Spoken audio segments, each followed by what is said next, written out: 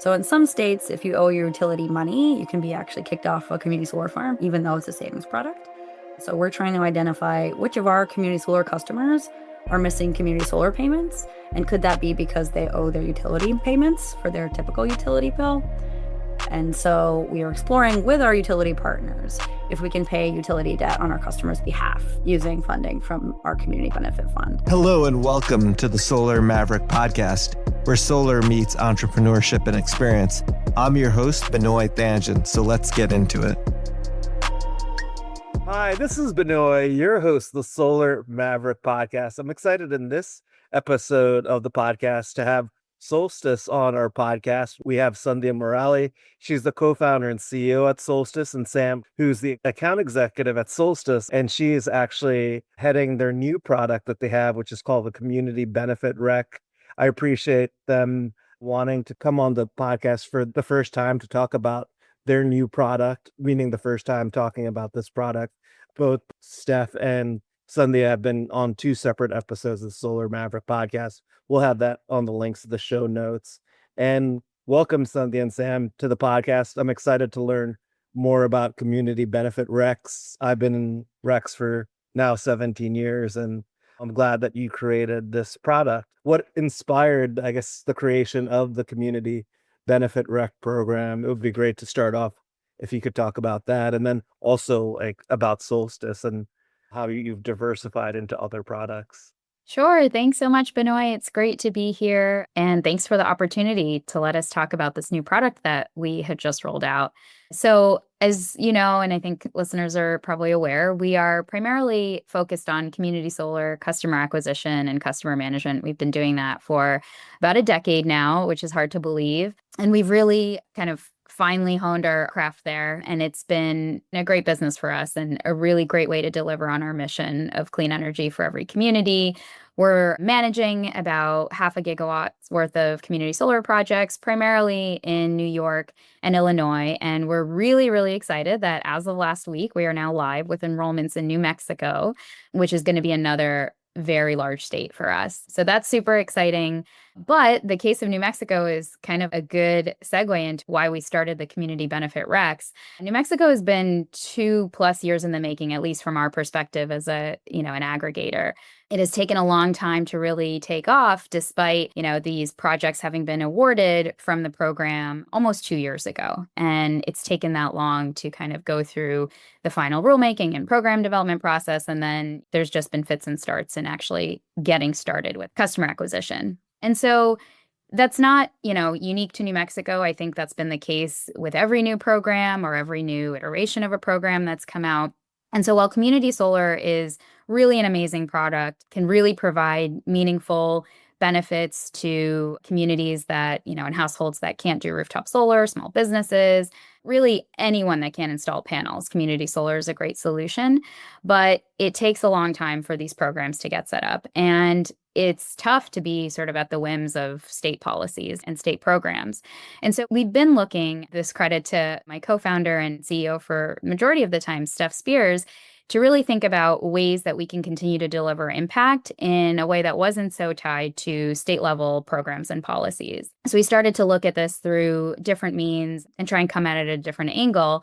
So still wanting to serve our mission of getting the benefits created by those buying and building clean energy to communities, under-resourced communities and folks that have generally been locked out of the clean energy transition. We also started to see this need as we were increasingly talking to corporates about their sustainability goals and their desire to have more impact with their renewable energy purchases. We saw this need, a hole that we could serve, where we'd be able to layer in additional community benefit and additional impact, really localized and targeted to where their priority areas were, onto their renewable energy purchases. So it's a really flexible product, and we can go into those details in a little bit. But that was kind of the impetus. It was really this idea of, we need to figure out additional ways to deliver on our mission that aren't so beholden to the community solar market and policies, which we all know can come in fits and starts. And how could we capitalize on what we saw as a growing trend with corporates wanting to have greater impact with their renewable energy purchases and their sustainability goals? So that's really how everything got started. And We have my colleague Sam Cote here, who has really been spearheading all of this work, and she can chat more about the details of how the product itself works. Yeah, that's a great introduction to Solstice, the product. Congrats on starting subscriptions in New Mexico and then really diversifying the product line to or products for impact. Sam, it would be great actually if you could go maybe more into detail about the product and specifically like how it works, community benefit rec. Yeah, I would love to. And as Sandhya said, thanks for having us. So, our community benefit rec program, how it works is a lot of corporates, right? Their sustainability teams are going out and procuring renewable energy. Often that's in the form of RECs, so renewable energy certificates. RECs are a great, important first step in a corporate sustainability journey. They're also sometimes a top up tool, even for very sophisticated sustainability teams who are also doing things like on site solar and PPAs and VPPAs. They sometimes still have a delta in between what all those projects can cover in terms of their carbon emissions and often still are purchasing RECs. So we said, how can we make sure that those voluntary REC transactions are also benefiting communities? And so our program is sort of adding this community benefit element that otherwise wouldn't exist. So what we're doing is adding what we call a community benefit contribution on top of the REC price. It's built in for the corporate. It doesn't really change their current procurement strategy or the process that they're working with. But then that contribution we have flow into the Solstice Community Benefit Fund and then ultimately to beneficiaries who are working on people and planet, but as it relates to clean energy. So I'll spend another second talking briefly about our fund focus areas.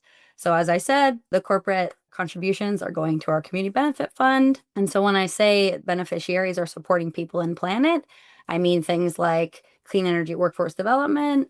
It could be helping nonprofits or cooperatives fill funding gaps to put on-site solar either on their roof or on their property somewhere.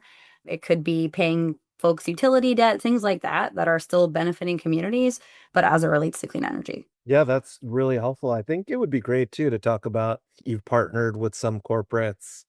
I think it's been public with Meta and then some of the beneficiaries. And can you talk about too, like what the beneficiaries are doing with those funds? I thought that was interesting to read. Yeah, I can dive into a couple of examples and just mention too that we piloted the program last year with Microsoft, not Meta, but I'm happy to give examples of how we've used that funding so far. And so a couple great ones are we have donated to a nonprofit hospital who has this really cool first of its kind program in Boston. It's the Boston Medical Center. So they put a solar array on their roof and then they donate solar credits, so energy bill credits to their patients. So it works much like community solar does, but it's different in that BMC is doing it within their own network and their own community, right? So not only making sure they're taking care of your healthcare needs and the treatment that you need, but thinking through other ways that they can help their low income patients, right? So that solar credits, they actually also have a really awesome community garden on the same roof where they have the solar array, where I was able to visit in person, and they donate fresh fruits and veggies to patients. So they have a lot of these like very holistic healthcare views and are bringing benefits to their patients in a lot of really cool ways. Another example of a sort of beneficiary focus area for us is clean energy workforce development, as I mentioned.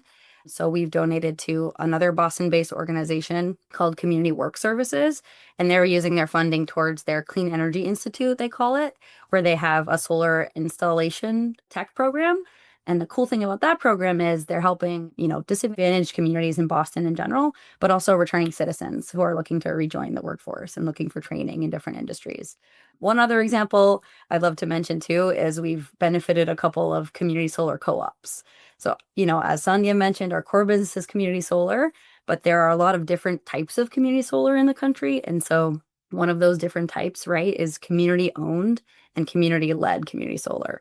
So community three times, right? And so it's where small co-ops, right, which are member owned, they're sort of wealth building organizations, have come together and are going to invest in and make sure solar projects get built.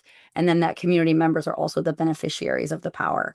So there's some really great local programs in that category that we're benefiting as well. That's pretty amazing to hear. And, I never actually thought of like a rec product actually benefiting the community and creating a product. So that's pretty innovative. It's the first of its kind. If people are not familiar, like REC's a renewable energy credit that represents 1 megawatt hour of renewable energy. And I think as well, a big part of this is too it's helping stimulate new generation, right? As well, not existing projects. Can you talk about that? So I know there's been like concerns about like a community-based rec program and then that it should stimulate new investments in renewables. And I think that's an important thing as well. You're giving back to the community, and those were great examples of what you're doing. And yeah, if you could talk maybe more about that. I'm glad you asked about additionality because that's definitely when I say the focus areas are people and planet. If a corporate client is most focused on or interested in the planet side, that's where we start looking for how can we help get, as you mentioned, net new clean energy added to the grid. And so for us, for this fund, it's mostly through donations to nonprofits. It doesn't even have to be nonprofits who are focused on clean energy, by the way. Just any nonprofit that's looking to add solar, mostly on the roof, but it could be on site somewhere else as well, where they have a funding gap. And so that's sort of how we are, at least in some way, making sure that these rec transactions are helping to get new clean energy added to the grid, even if it's small sort of DG, as you might describe it. And another interesting thing about this fund that I'll flag is it also doesn't have to be nonprofits. So we've sort of intentionally designed the fund in a way that it's not sort of like a typical tax exempt philanthropic fund. And so what that means is we're not limited to only donating to nonprofits. We do, but it also allows us to donate to organizations like a co-op, right? Which is community member owned and led, which means they're not technically a 501c3, or low income individuals themselves, or, partner with utilities to get money to folks in a way that tax exempt funds aren't able to. Yeah, definitely. That's a great way of explaining. And how do you determine like what is sort of the ideal sort of communities? What was like sort of the due diligence process related to coming up with like who the beneficiaries are for the program? I know you talked about that a little bit, that it doesn't necessarily has to be like nonprofits, but it would be great to understand that. Yeah, there are a lot of great resources for some sort of clean energy member communities like SEBA, which is a Clean Energy Buyers Association. There's several other sort of, I guess you'd call them corporate coalitions kind of, who've partnered with nonprofits to write white papers, for example, on, here's the way that you can make sure that your renewable energy procurement is helping communities, or here's a way to make sure that you add impact. And so what we did is review a lot of that research and a lot of the guidance that those sorts of groups have put out and said, hey, if you do care about this being community impact, here are sort of our tips and our tricks based off the learnings that we've had. Plus, Solstice, right? Because we've been helping sign households and businesses up for community solar for about a decade. That's all sort of community organizing work too, right? And so we have a lot of our own learnings and research that we've done about what communities need and how to reach them. And so we built off a bunch of those learnings and said, what are the types of initiatives that are struggling to find funding? And so that's sort of what mostly led our sort of decision on what the fund focus area was going to be in terms of who's doing good work on the ground and what are the types of organizations that are doing that who need funding the most or maybe struggling to get it. And then making sure that the fund itself is tied to renewable energy in some way was sort of an easy title because it's coming with an added on top of and enhancing renewable energy certificate purchases. So we decided the benefits also have to be tied to clean energy. Yeah, definitely. That's a really great way of explaining it. And then did the 2024 pilot. You mentioned Microsoft. Can you talk about like, I guess, questions that corporates had about it? I know we talked about some of it, but we probably haven't covered everything. Like there's corporates who are listening to the podcast, and I'm sure a lot of what you're doing is education of this product. And like, what sort of questions were common that corporates had that maybe like I haven't asked? I know the additionality one was like a big part of it, how you determine who the beneficiaries are. What are some of the other sort of like questions that came up? Yeah, happy to speak to that. A question we often get, right, is, simply how does this work? Right. And so we help sort of explain that it truly is intended to not change typical procurement processes. So say you're a large corporate and the way you buy recs right now is you put out an RFP to different rec traders and rec brokers and you say, hey, here's the recs that I'm looking for. Here's the criteria. Send me back your pricing. And so we can work with those processes. We do the same thing and we just submit pricing in a way that very transparently shows what the contribution is on top of over and above the like unit price per rec so that it's easy to understand. So, definitely pricing questions. which actually leads me to sort of important part of the program, right, is the contribution itself. And so we've made sure that it's entirely flexible. And so that means, a large, robust sustainability team who has a huge budget for this type of thing, voluntary renewable energy purchases, might be able to have a higher contribution than maybe a smaller company or community who has a smaller budget. And so we've made sure that the contribution can be flexible. And so what I mean by that is, let's say you're a large corporate and you're looking to purchase national green e-racks. Say you can find them for $2. Your contribution to the community benefit fund on top of that could be $1 a rack, right? Which would then raise your rack price to $3. Maybe it's 50 cents, maybe it's 25. We're really just trying to get benefits to communities that otherwise wouldn't exist. And we're willing and able and happy to work flexibly with corporates to make sure that that happens. Yeah, definitely. That's great that you talked about that. And you mentioned like green e-Recs, which, a lot of corporates are comfortable with procuring Recs through the Green E standard. Are you also providing Recs that are outside of Green E as well? Or I know this is probably very technical for probably our audience, but like other types of Recs, I guess it depends, right, on the RFP, right, that a corporate requires. But have you found that Green E is the standard that most corporates want to procure Recs?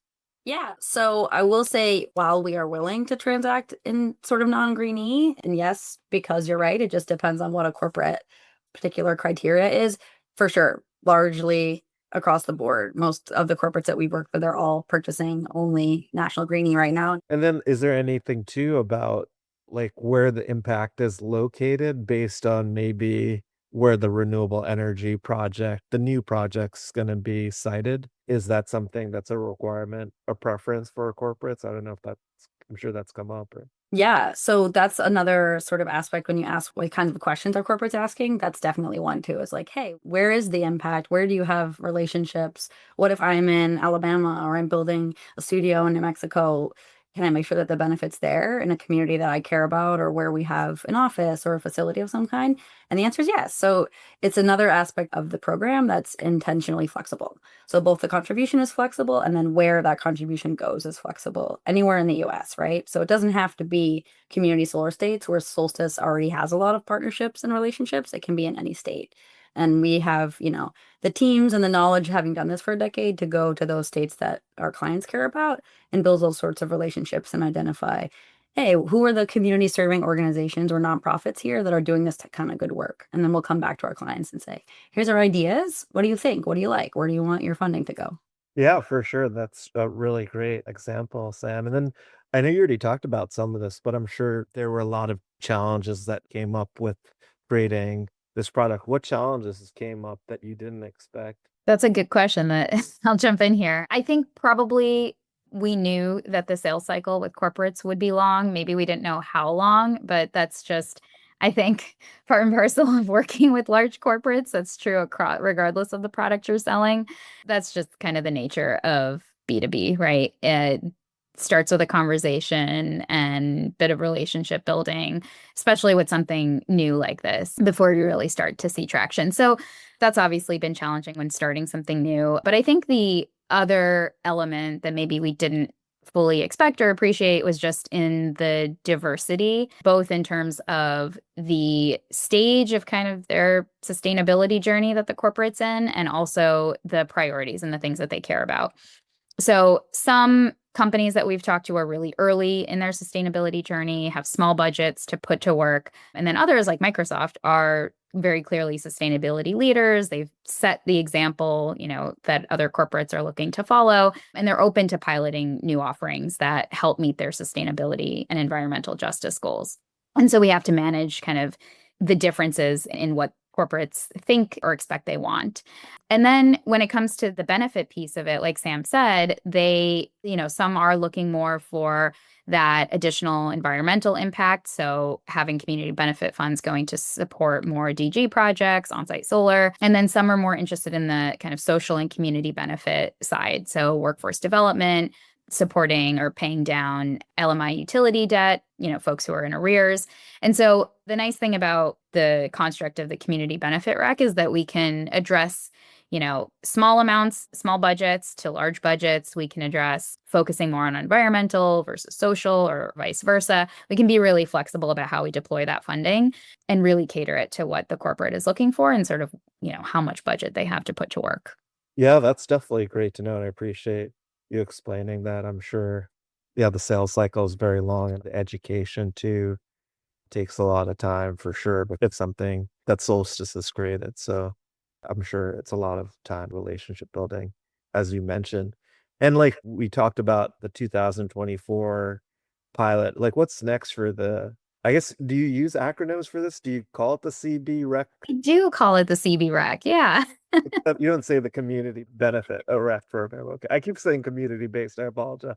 That's okay. That's okay. I know CB rec is a lot easier, so we can call it that. Yeah, I mean, immediately kind of in the near term, we're just looking to be focused and replicate this work, continue to build out our network of companies that want to work with us, and really focus on maximizing the size of this community benefit fund so we can have greater impact with more communities. And especially right now in this environment, this type of funding can really help plug gaps or help to plug gaps for organizations that may otherwise be looking at challenges with their funding. So that's kind of the very near-term focus and what we're trying to build out.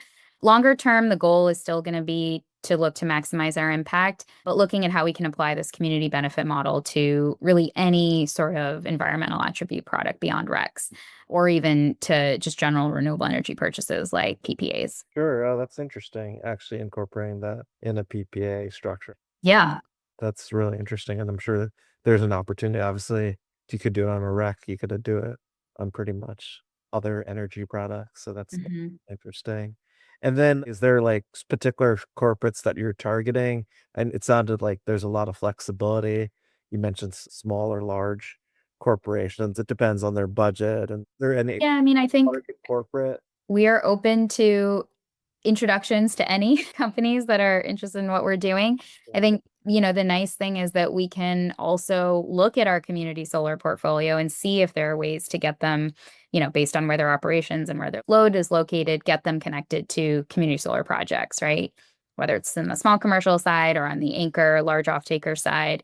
There's a few things that we can offer. It's not just this kind of one product. And so we are open to conversations with all kinds of corporates. So I'll put that commercial out there for anyone listening. Yeah, definitely. That's great to know. And as well as too, like, Sam did a great job of explaining like the different impacts that have happened with a CB rec program. I guess, are you also looking to find other potential like opportunities, not just from the corporate side, but from the, impact side of it, the beneficiary as well? Is there like anything specifically you're looking for? I will let Sam take that because we are always looking for more orgs that are interested in receiving funding. Yeah, I'm glad you asked that too. I know we've mentioned multiple times, right, that in general, clean energy workforce development is in general anything to do with energy affordability or inclusion in the transition is a fit. For sure, any organization, again, their mission doesn't have to be clean energy, but maybe they're just putting solar on their roof or on their facility in some way. That's a fit, especially if they have a funding gap, as you alluded to, especially in this moment that we're in, right, where organizations might be experiencing freezes to their funding or delays or otherwise sort of worried and unable to fundraise in other ways. We could be a really good fit to try and get them the funding that they might need to do these sorts of projects. But expanding on that, we're also open to sort of more innovative and maybe new, I guess you could call them, ideas. And so one example is we are exploring with a couple of utilities how to pay utility debt for low-income community solar subscribers. So in some states, if you owe your utility money, you can be actually kicked off a community solar farm, even though it's a savings product. So we're trying to identify which of our community solar customers are missing community solar payments. And could that be because they owe their utility payments for their typical utility bill? And so we are exploring with our utility partners if we can pay utility debt on our customers' behalf using funding from our community benefit fund.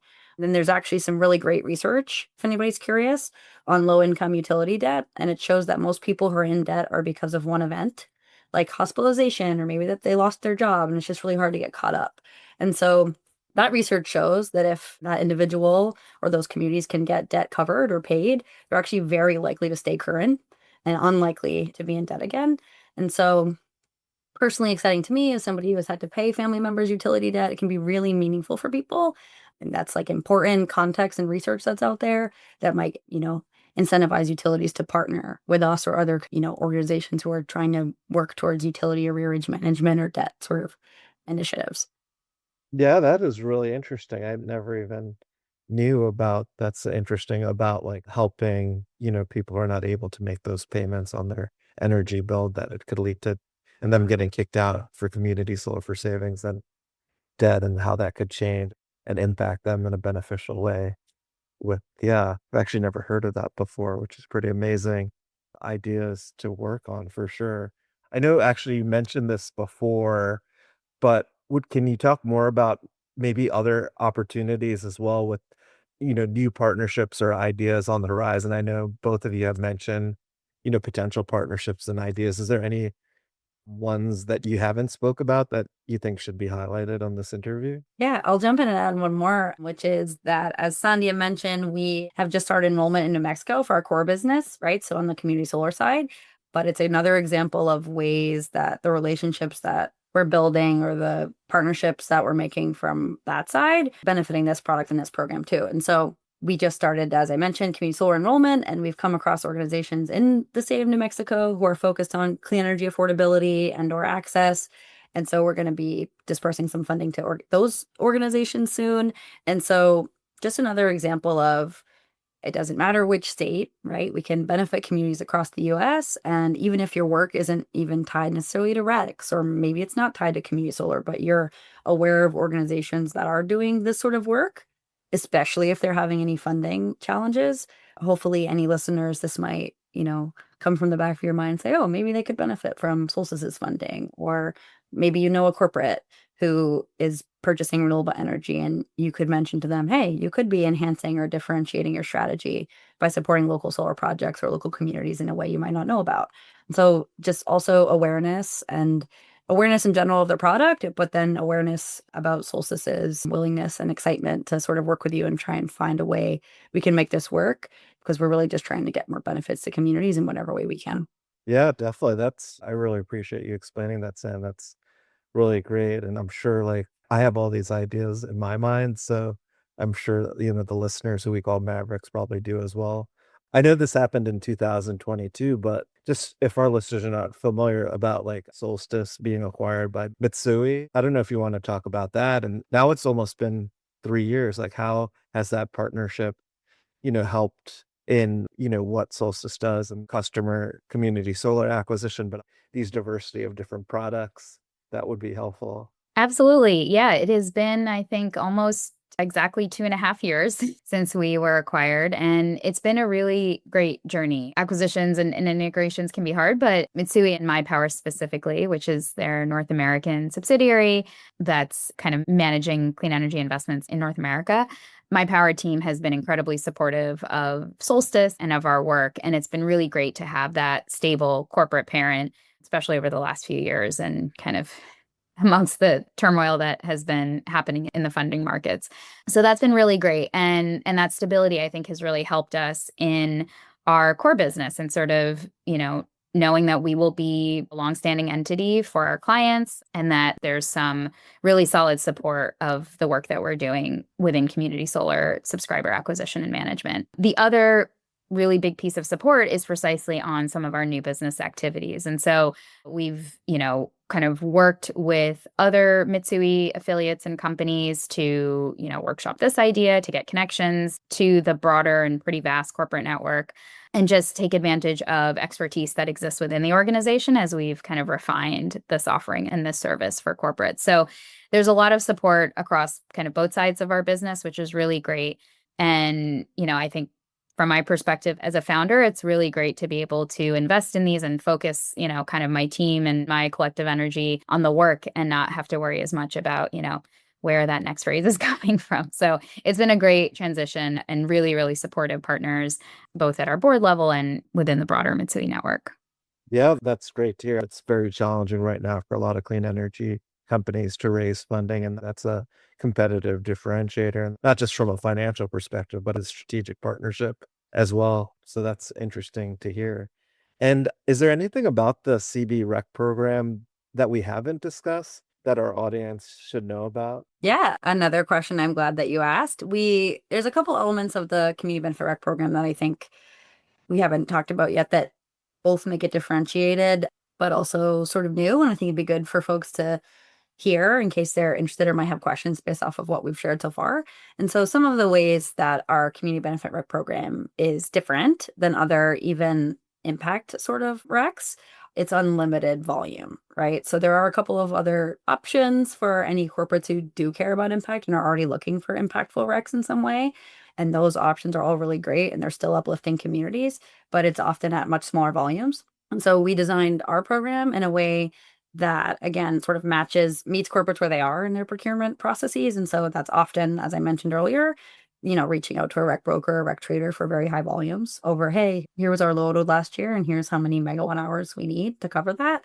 And so because our recs are coming also voluntarily from the spot market, the volume is unlimited. So I think that's an important aspect, right? And then that also allows us to increase our contribution amounts. So even if you're a corporate, right, you might have a smaller budget, then maybe you can't do $1 a rec, but you can do 25 cents. That still adds up, right? Pretty fast if your volumes are high. And it also both adds up fast for the community benefit fund, but sort of helps keep costs low if you are looking at other slightly more expensive or sometimes a lot more expensive impactful rec products. So other types of impactful recs that are ensuring additionality or supporting communities are often, $8 to $15 a rec, or community solar recs can be $25 to $35. But as I mentioned earlier, if you're just buying a national greenie rec that's $2 and you add $1 on top of that, it's a lot cheaper and still benefiting communities directly, right? Because that full dollar that you added is getting donated to a community serving organization. So the general theme of unlimited volume. Then, of course, the sort of impactful piece that we talked about, which is if you're purchasing typical renewable energy certificates as part of your strategy, this is a way to sort of enhance that strategy to make sure that you are benefiting communities in some way. Then the angle we talked about where our fund is helping to fill funding gaps that are sadly maybe potentially increasing in this moment that we're in. The point about affordability I made.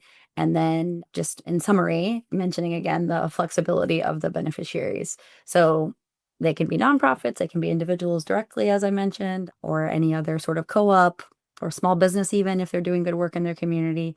So yeah, that's the quick summary of the benefits that our community benefit recs provide.